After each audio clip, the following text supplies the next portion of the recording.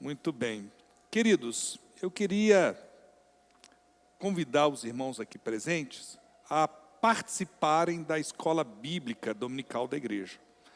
Nós vamos começar uma caminhada com 26 lições sobre sermos imitadores de Cristo. Hoje nós fizemos a aula, vamos dizer, inaugural do curso.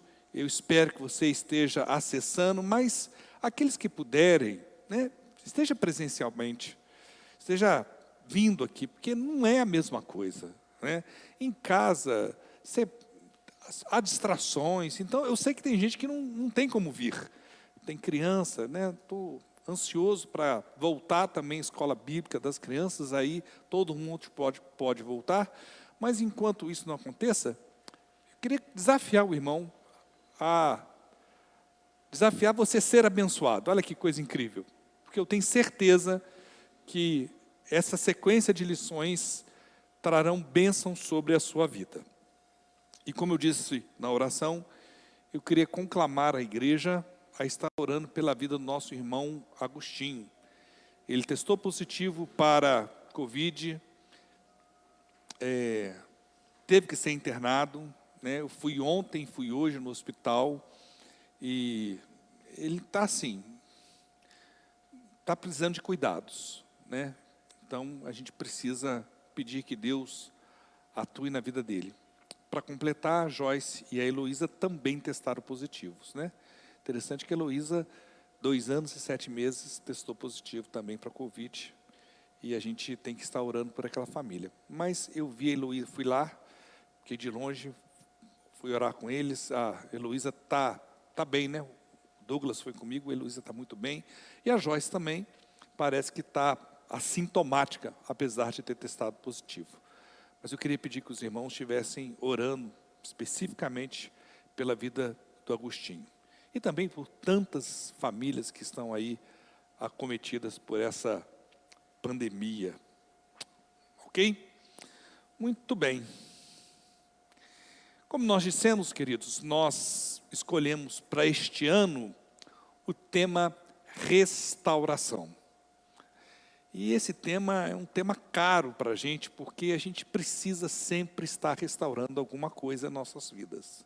Sempre é tempo da gente parar um pouquinho, dar uma olhada para dentro da gente e ver o que precisa ser restaurado, o que precisa ser conversado com Deus, confessado também, para que a graça e a misericórdia de Deus seja manifesta sobre as nossas vidas. Quando nós lançamos esse tema, e depois teve tanto atropelo, que a nossa ideia era uma vez por mês tratar disso, mas veio igreja fechada, como é que diz, fecha, abre, que acabou a gente adiando um pouquinho. Mas nós vimos na primeira vez um plano geral sobre restauração das nossas vidas com Deus, restauração com a palavra de Deus, restauração na vida de oração, restauração com a igreja, com o corpo de Cristo, restauração consigo mesmo, a gente precisa aprender a se perdoar, e restauração com o próximo. Hoje eu queria trazer a perspectiva da restauração sobre as nossas famílias. Todas as nossas famílias, em maior ou menor grau, passam por momentos difíceis. Se você tem uma família e fala assim, não, pastor, eu nunca tive problema, eu vou falar que você está mentindo. Porque todas as famílias, em maior ou menor grau, passam por algumas dificuldades.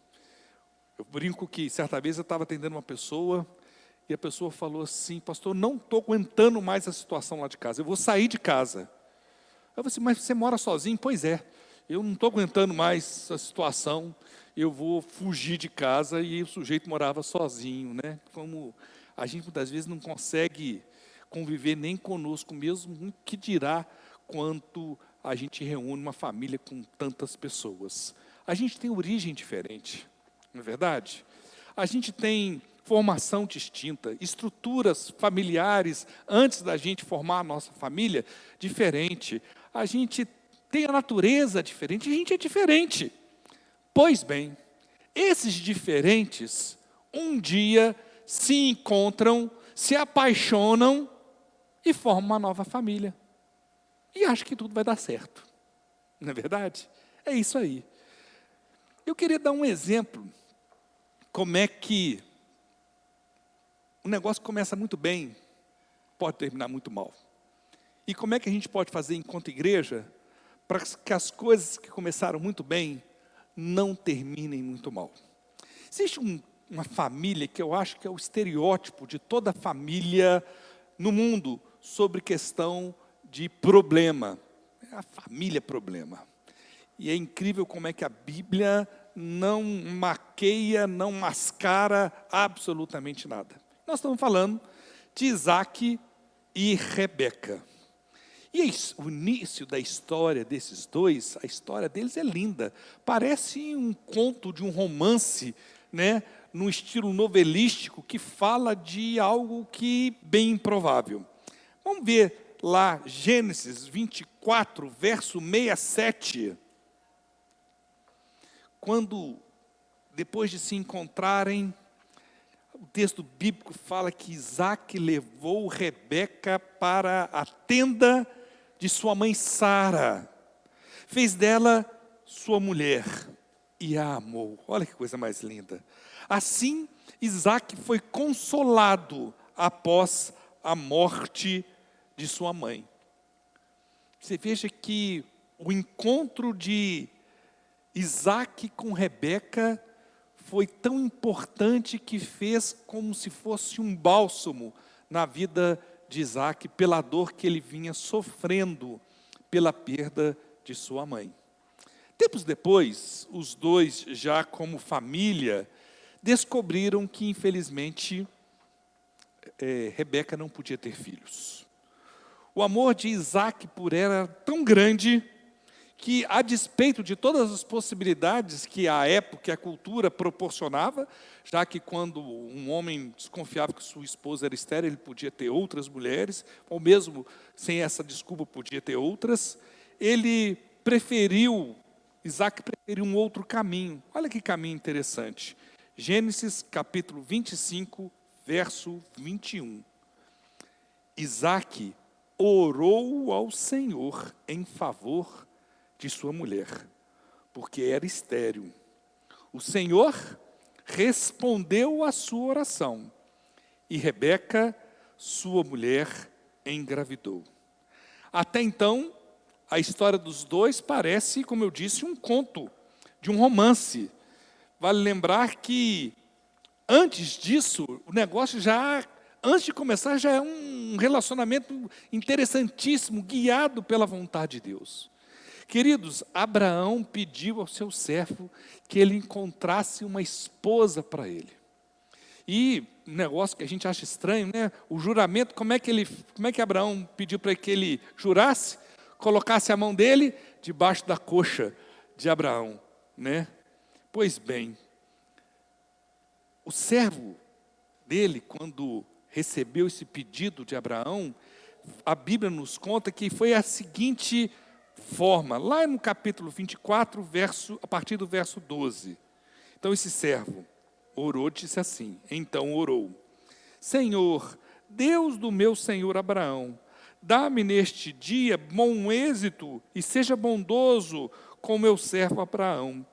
Como vês, estou aqui ao lado desta fonte, e as jovens do povo desta cidade estão vindo para tirar água. Concede que a jovem, a quem eu pedir, por favor, incline o seu cântaro e dê-me de beber. E ela me responder, bebe, também darei água aos teus camelos. Seja essa a que escolheste para teu servo Isaque. Saberei assim que foste bondoso com o meu senhor. Aí chega Rebeca, ele pede água, e o que Rebeca faz? Vou dar água para você e para os seus camelos. Interessante como é que Deus, em sua soberania, vai guiando a história para que Isaque e Rebeca formassem, então, uma família. Só que o tempo passa. O tempo passa. E passa rápido, né? Esse ano eu completo 32 anos de casado. Eu mesmo não acredito. Eu falo, não tem condições. Casei ontem, como é que vai fazer 32 anos? Né? Mas esse ano eu e minha esposa completamos 32 anos. E no caso de Isaac e Rebeca, o texto bíblico não nos conta, mas eu creio que o bichinho, o vírus da desestruturação contaminou aquele lar.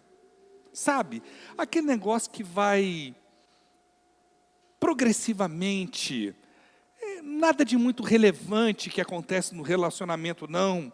Um dia, um dá uma má resposta para o outro, outro dia o outro não trata com o carinho que normalmente tratava há tempos atrás, a chama vai se apagando e o tempo vai passando. Eu falo que casamento é igual um jardim. Nós temos aqui o jardim da igreja, né?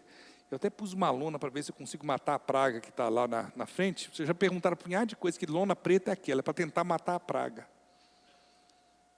Se a gente não cuidar do jardim, o jardim do nosso lar, o jardim do nosso casamento, o inimigo de nossas almas, põe a praga e ela cresce, e cresce rápido, e toma conta de nossas vidas.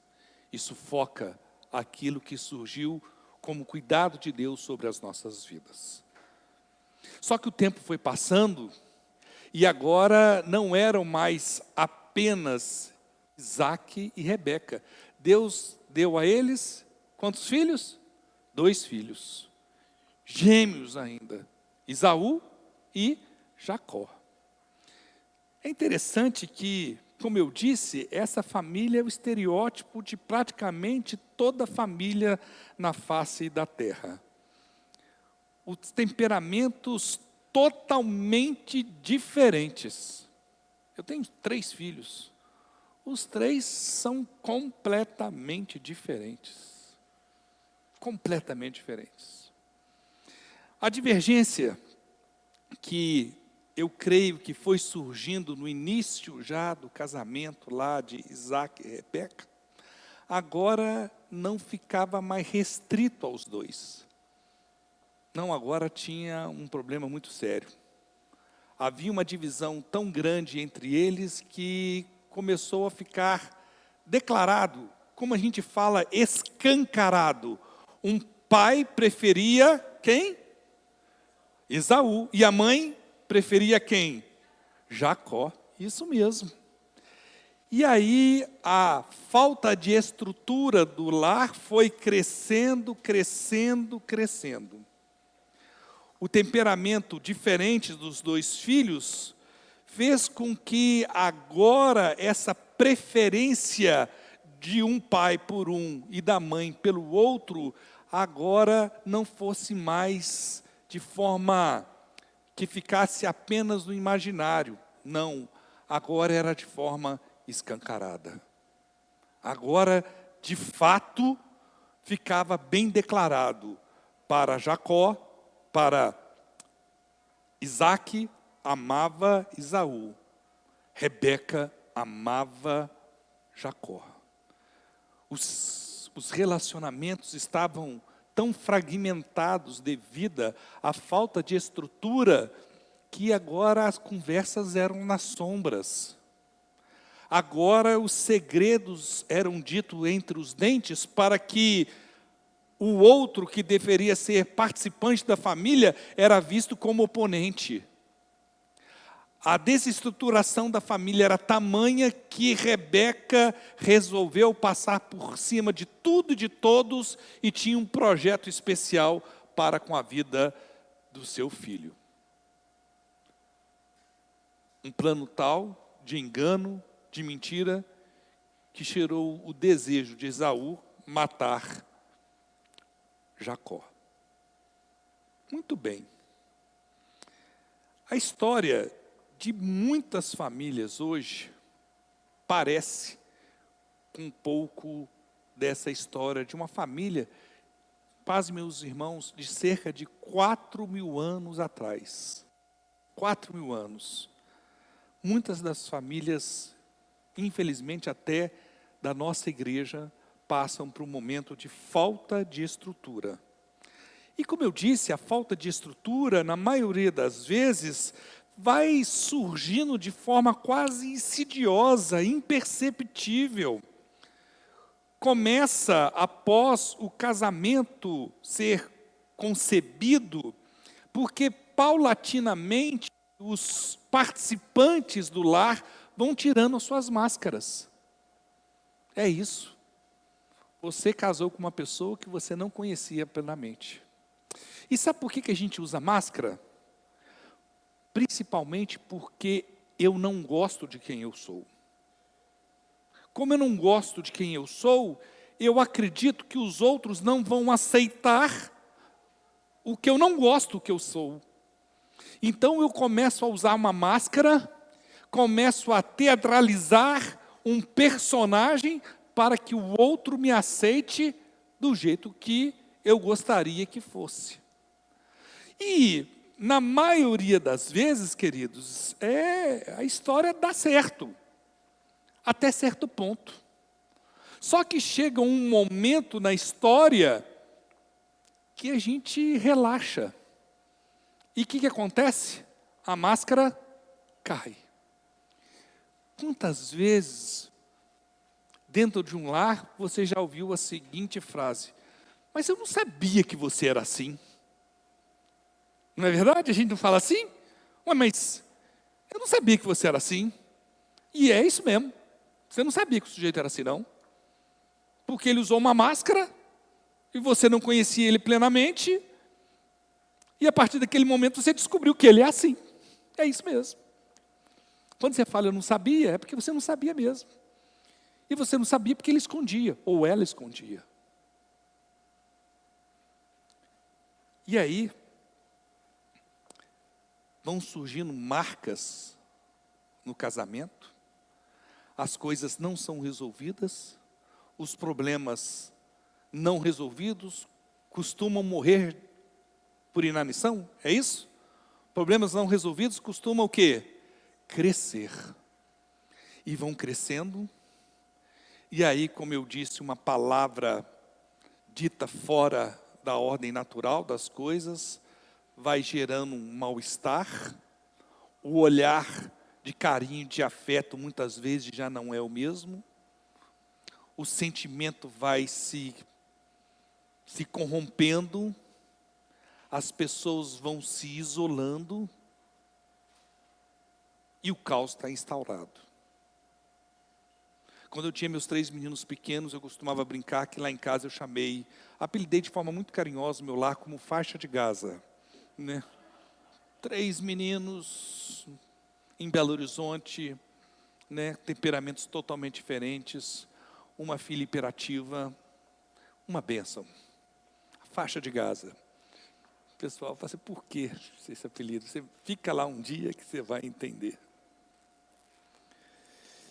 Queridos, a gente precisa entender que cada um de nós é fruto de um somatório de coisas da nossa formação. Teve um filósofo inglês que ficou famoso quando filósofo inglês John Locke, que defendeu a ideia da tábula rasa. Eu acho que muita gente já ouviu falar essa teoria, onde ele fala que nós nascemos como uma tábula, que na época era uma tábula cheia de cera. Então você esquentava aquilo, passava uma faca, vamos dizer assim, para limpar, e ela virava uma tábula rasa pronto para uma nova escrita. E nós nascemos dessa forma, como uma folha em branco. E a gente vai escrevendo a nossa história ao longo da nossa vida. Só que lá na frente, quando a gente vai casar, a gente conta só as partes boas, né? A gente conta só as partes boas. As partes ruins a gente fala assim, deixa quieto, um dia ela vai descobrir, né? E aí já é tarde. Não é verdade, queridos? E eu fico me perguntando que você pode estar questionando. Como é que então pode dar certo se eu efetivamente me casei com quem eu não conhecia. Eu me casei com um personagem. E depois de um tempo, esse personagem que usava uma máscara, a máscara caiu. E eu tenho isso aí, ó. Eu tenho isso aí. Interessante isso. Por isso que eu falo, querido, que nossas famílias precisam ser restauradas.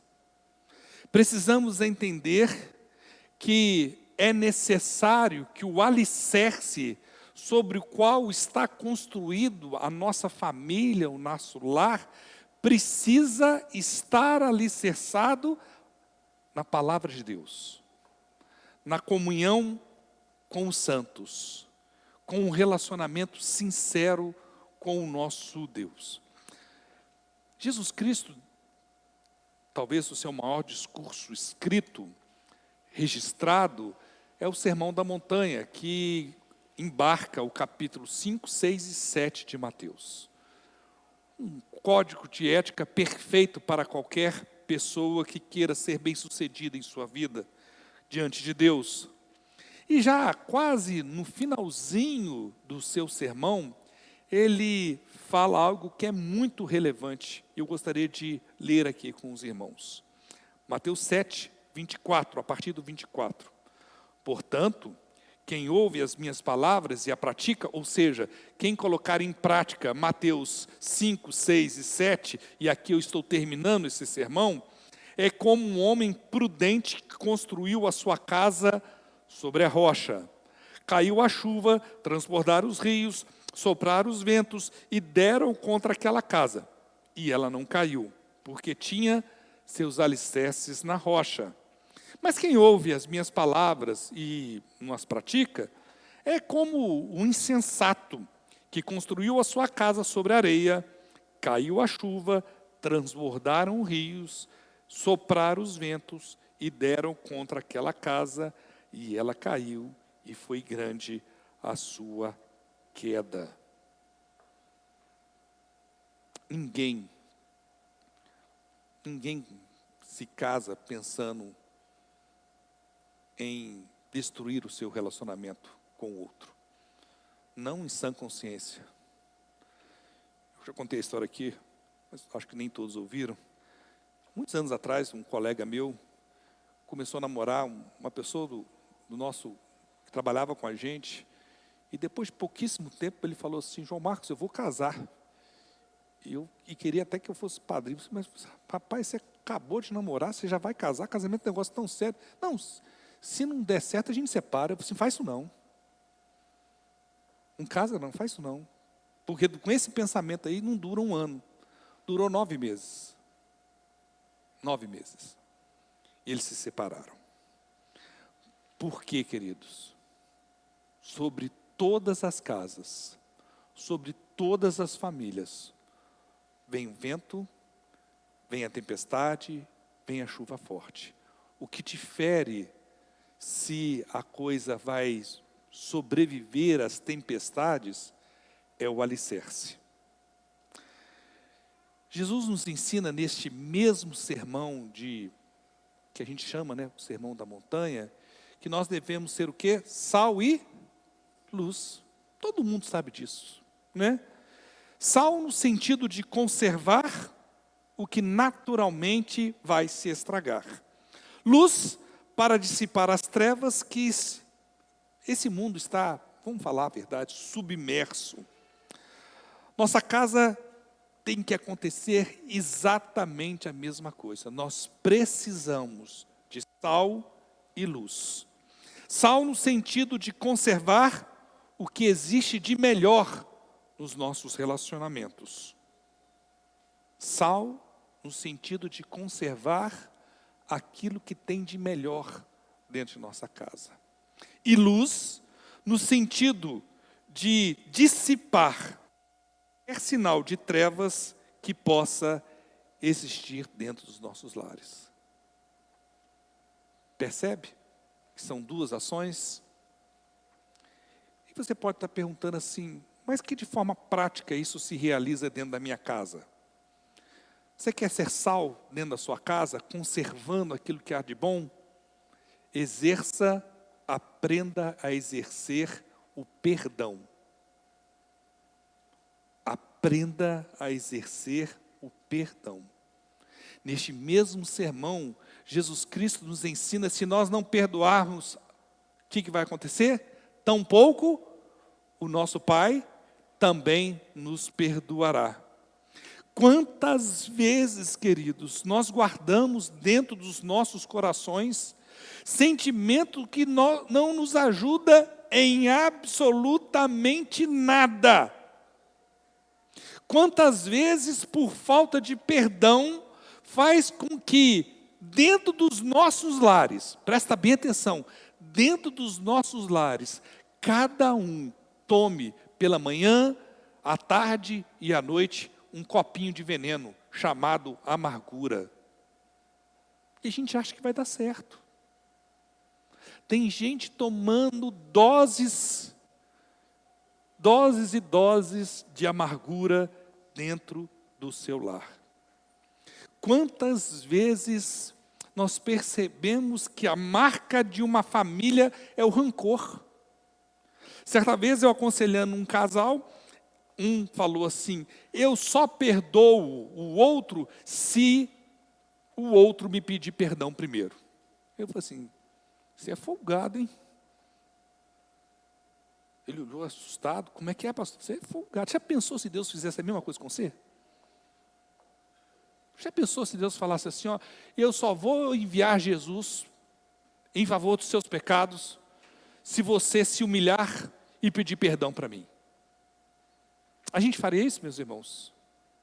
Não. Eu falo que toda vez que você precisar de perdoar alguém, principalmente dentro da sua família, dentro do seu lar, pensa no tamanho do perdão de Deus sobre a sua vida. E você vai ver como é que fica fácil perdoar o outro. Fica muito fácil. Exerça o perdão. Seja sal, conservando aquilo que há de melhor. A gente deixa a amargura, o rancor, corromper o que tem de melhor, de desfrutar o que tem de melhor no outro. Perdão, queridos, é uma escolha. E tem gente que fala assim: Senhor, derrama, me ajuda. Você pode orar, deve orar, mas perdão é uma escolha. É uma resposta de obediência à vontade soberana de Deus sobre as nossas vidas. Perdão é uma escolha. E eu deixo de falar uma coisa: nada é mais libertador do que o perdão. Nada constrói mais o que está destruído do que o perdão. Nada nos faz mais maduros espiritualmente quanto escolhemos perdoar. Será que dentro dos nossos lares cultivamos atitudes que constroem? Será que dentro dos nossos lares nós somos sal, porque nós enxergamos o amor de Deus sobre a construção da nossa família, seja o momento mais conturbado que ela possa estar vivendo? Será que eu sou parceiro? Será que eu sou paciente? Será que eu sou humilde? Será que eu sou generoso para com o outro? Será que eu enxergo no outro a expressão do amor de Deus na minha vida? Seja sal na sua casa. Conserve aquilo que Deus te deu de melhor. Seja sal. Será que você tem se esforçado para sonhar o sonho do outro? Ou o individualismo tomou conta do seu lar? Mas não basta ser sal, é necessário também ser luz. A luz, como vimos, dissipa as trevas. E olha, como mais do que nunca a gente precisa de luz sobre as nossas famílias. E quando eu falo de luz, eu falo no sentido de dissipar qualquer resquício de trevas do inimigo sobre os nossos lares. Nossos lares pertencem ao nosso Deus. E não podemos, enquanto família de Deus, dar lugar para o inimigo de nossas almas com atitudes que não correspondem ao desejo de Deus para a nossa família. Jesus disse, lá em João 8:12, eu sou o quê? A luz do quê? Do mundo. Quem me segue, nunca o quê, queridos? Andará em trevas, mas terá a luz da vida. Querido, como é que eu falo que eu sou cristão? Como é que eu falo que Jesus é a luz da minha vida e ando em trevas?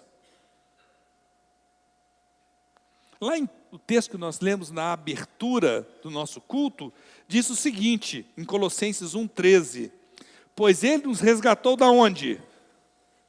Do império, do domínio das trevas, e nos transportou para o reino, a gente pode falar assim, para o reino da sua luz.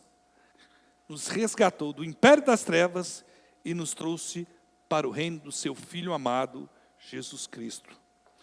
Como afirmamos que estamos na luz de Jesus e andamos em trevas? Cuidado, querido.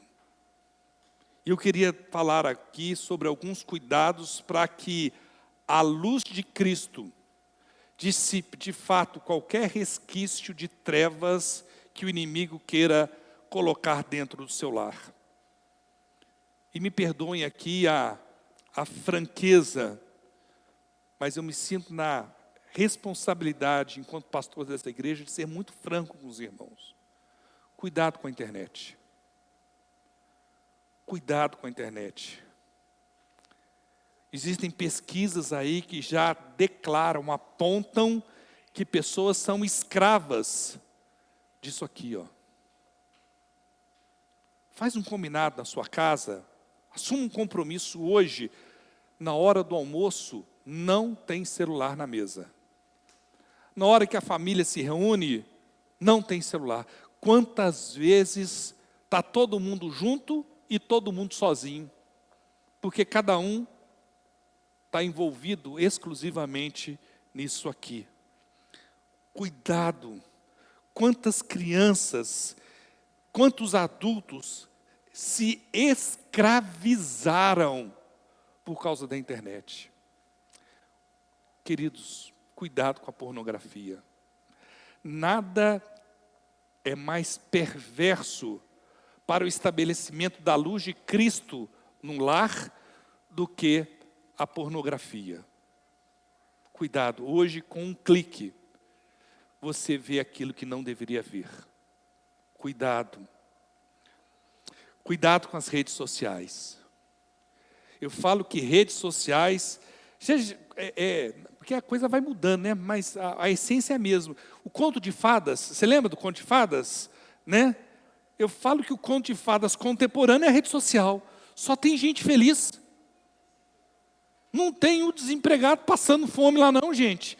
É só o melhor ângulo, né? Só o melhor ângulo, sempre feliz.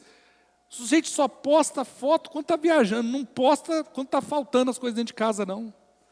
Só é o mundo da ilusão. Eu queria te perguntar uma coisa, e eu queria que você respondesse agora para você.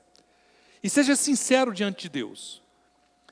Você, eu não vou nem falar o termo gastar, não, os irmãos me perdoem, mas eu vou ser bem sincero. Você desperdiça mais tempo com as redes sociais do que o tempo que você deveria investir na meditação da palavra de Deus e na oração.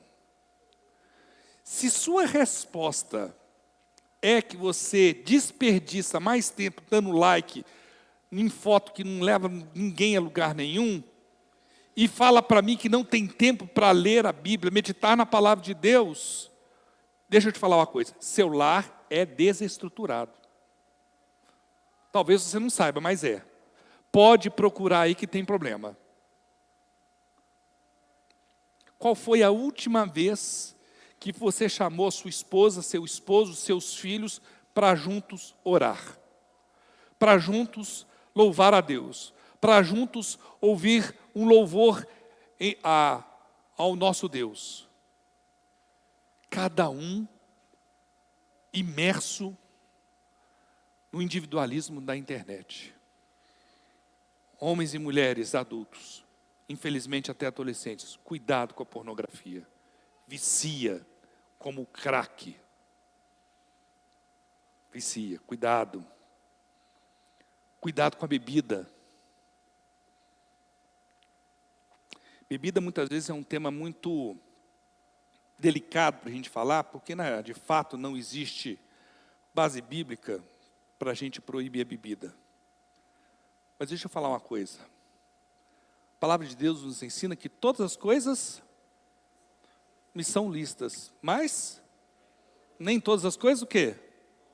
Todas as coisas me são lícitas, mas não me deixarei dominar por nenhuma delas. O meu questionamento não é o porquê, o ter a bebida. O meu questionamento é o porquê da bebida. Tem famílias que usam a bebida porque precisam se alegrar. Está errado. A nossa alegria tem que estar aonde, queridos? No Senhor. Se você precisa de uma taça de vinho que seja, para se sentir mais alegre, consulte o seu coração. Você tem um problema sério. Cuidado. Cuidado com a bebida. E sabe o que acontece? Eu nunca conheci um bêbado. Como é que foi a sua história de bebida? Eu nasci bêbado. Eu nasci alcoólatra. Sempre é como assim? Como é que começa? Comecei aos pouquinhos, né? E vai o quê? Alargando as fronteiras, alargando até você se tornar um dependente da bebida. Que destrói os lares, que destrói os relacionamentos. Queridos, eu falo com a bebida no sentido que você tem que ter preocupação com as crianças que lhe cercam. Você não sabe se alguma delas pode ter tendência para o alcoolismo. Eu falo no sentido do discernimento de qual é o motivo para você se alegrar. O apóstolo Paulo, na sua carta à igreja de Éfeso, no capítulo 5, verso 17, ele diz o seguinte: portanto, não sejam insensatos. Procurem compreender qual é a vontade do Senhor. Não se embriaguem, com vinho, que leva o quê? Já viu língua de bêbado, queridos? Como é que o negócio vai dedringolando? Mas, ao invés de se embriagar, deixem-se encher pelo Espírito, falando entre si com salmos, hinos e cânticos espirituais, cantando e louvando de coração ao Senhor, dando graças constantemente a Deus Pai por todas essas coisas, em nome do nosso Senhor Jesus Cristo.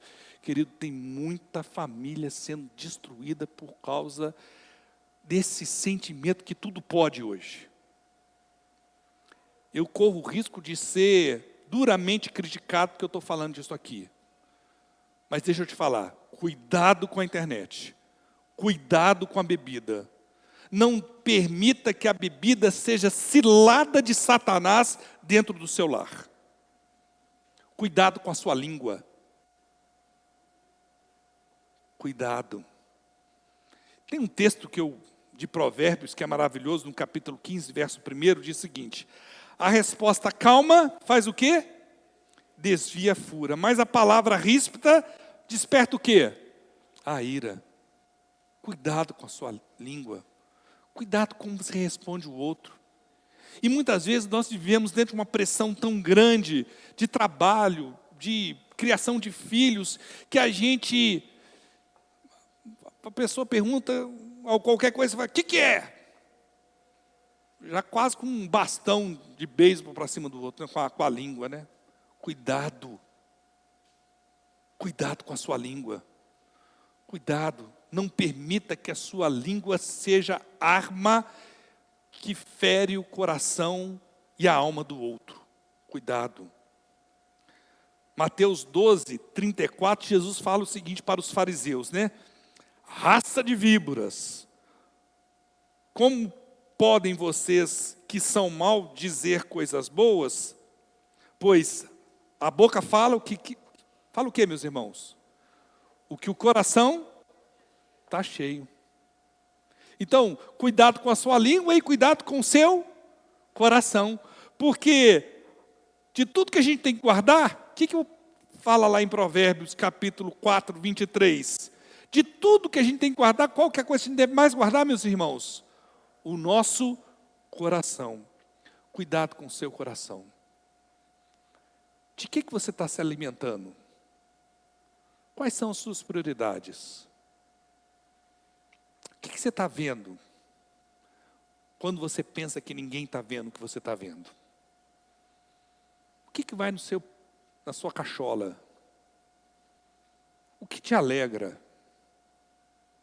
O que te motiva? O que te inspira? Cuidado com o seu coração. Cuidado com o orgulho. Poucas coisas são tão deletérias no relacionamento do que quando a raiz do orgulho entra no relacionamento. Quando a gente é orgulhoso, a gente espera que o outro resolva mudar para se adequar àquilo que eu ponho como padrão, porque o meu padrão é o certo. Não é isso? O outro sempre é o errado. Será? Será mesmo? Cuidado com o orgulho. Cuidado com a internet. Cuidado com a bebida. Cuidado com a sua língua. Cuidado com o seu coração. Cuidado com o seu orgulho. Paulo fala uma coisa para a igreja em Corinto, lá em 2 Coríntios 5,17, que diz o seguinte: portanto, se alguém está em Cristo, é o que, querido? É nova criação. É nova criação. As coisas antigas, os vícios antigos, a maneira errada de pensar, hábitos que desagradam a Deus, formas de agir com o outro que entristece o coração de Deus, tem que ficar o quê? Para trás. O que ele diz? As coisas antigas já passaram, eis que surgiram coisas novas. Que o seu lar seja inundado com a luz de Deus e que com isso você possa dissipar toda e qualquer treva que exista dentro do seu lar. Cuidado com as coisas que parecem muitas vezes coisas simples. Tem gente que fala assim, mas todo mundo vê. Todo mundo não. Cristão não. Todo mundo não. Nós não somos todo mundo não. Nós somos filhos do rei. Nós somos embaixadores de Deus aqui na terra. Nós representamos o Senhor dos Senhores neste mundo. Cuidado, querido. Seja sal, seja luz. Que sejamos sal e sejamos luz. Eu queria que você parasse agora e refletisse sobre qual alicerce sua casa está construída. Pensa aí. Sobre a areia ou sobre a rocha? Você tem sido sal e luz no seu lar? Na sua família? Como é que está o seu relacionamento? E qual o início de Isaac e Rebeca? Ou o final de Isaac e Rebeca? Como é que está a situação? Creia que Deus pode restaurar todas as coisas. Inclusive um casamento, uma família falida, destruída. Eu já vivi Eu já tive o privilégio de ver isso acontecer para a honra e glória do nome do nosso Deus mais de uma vez. Se proponha a fechar toda e qualquer brecha que exista dentro do seu lar, para que o inimigo não encontre oportunidade de fazer cilada dentro do seu lar. Seja sal, seja luz. Eu queria encerrar essa reflexão desta noite, queridos. E se você se sentir confortável, eu queria que você intimamente, não precisa falar alto não, você com Deus, repetisse essa simples oração que eu vou propor para os irmãos. Senhor, tem misericórdia da minha vida. Tem misericórdia da vida da minha família. Senhor, eu creio no poder transformador do seu amor sobre o meu lar. Faz o meu lar um lugar de bênção, um lugar de riso. Faz da minha casa um lugar que o teu nome seja engrandecido. A começar em mim, me faz sal, me faz luz. No nome precioso de Jesus. Amém. Querido, que a sua casa seja lugar de bênção, seja lugar de riso, seja lugar de alegria. Que o seu casamento, que a sua família, seja expressão do amor de Deus para qualquer família. Amém? Que Deus nos abençoe, queridos. Antes de eu encerrar, nós encerramos a campanha de missões. Isso. Que foi? Ah, tá. Ela vai apresentar. Você lembra o gráfico que nós lançamos semana? Estava em quanto? Quem se lembra aí? Não põe não. 81. Põe aí para nós. Isso é. Igreja tecnológica é outro negócio. Eu estou falando assim que é perigoso não funcionar. Quer ver só? Só para passar vergonha.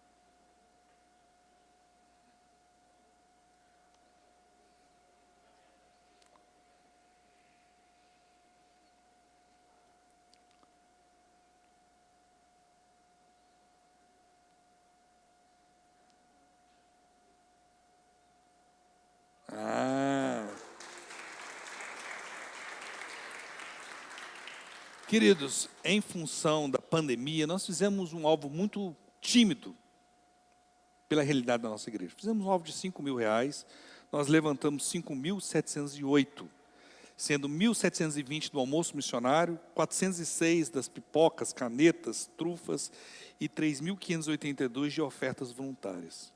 Quero crer que ano que vem e nas próximas campanhas nós vamos fazer muito mais, porque o evangelho não pode parar. Nós temos que ter discernimento que nós precisamos ser instrumento de Deus para a vida daqueles que não foram alcançados ainda pela mensagem do Evangelho. Amém? Mas parabéns por termos alcançado. Parabéns, querida Lucinéia, pelo trabalho brilhante à frente da campanha de missões e que Deus continue te abençoando e te usando. Viu? Eu sei do investimento de tempo, de recurso, de criatividade que a irmã tem feito e que Deus te abençoe. Você e seu lar. Muito bem, aos nossos visitantes queridos, sejam muito bem-vindos, Deus abençoe. Queria convidar os irmãos a se colocarem em pé. Não se esqueçam da canjica delivery, né? Cada um pega o seu potinho e pé no caminho, né? Vamos orar? Soberano Deus, louvamos o teu nome. Obrigado, ó Pai, pela oportunidade que o Senhor nos deu de meditarmos sobre a Tua Palavra. Faz dos nossos lares lugar de riso, bênção e alegria. Faz com que as pessoas que entrarem em nossas casas possam sentir o perfume de Cristo lá dentro, ó Pai. Ó Pai, eu te peço que o Senhor tenha misericórdia dos nossos lares, a começar do meu, ó Pai. Retira dos nossos lares tudo que desagrada ao Senhor, ó Pai. Que a tua luz, ó Pai, vinda a partir da cruz do Calvário, ó Pai, dissipe qualquer trevas. Faz os nossos lares lugar que tenha sal, que conserve aquilo que tem de melhor que existe em cada um de nós, ó Pai. Ó Pai, obrigado. Restaura as nossas famílias, para a honra e glória do Teu nome. Louvamos ao Senhor, ó Pai. Entregamos este culto como expressão do nosso amor ao Senhor. E agora, que o amor de Deus, a graça do nosso Senhor e Salvador Jesus Cristo, a comunhão e consolações do Espírito Santo, esteja sobre a vida de cada um dos Teus filhos, ó Pai. Pai, estaremos aqui até o dia que o Senhor vier nos buscar. É no nome precioso de Jesus que oramos agradecidos. Amém. Queridos, Deus abençoe e excelente semana.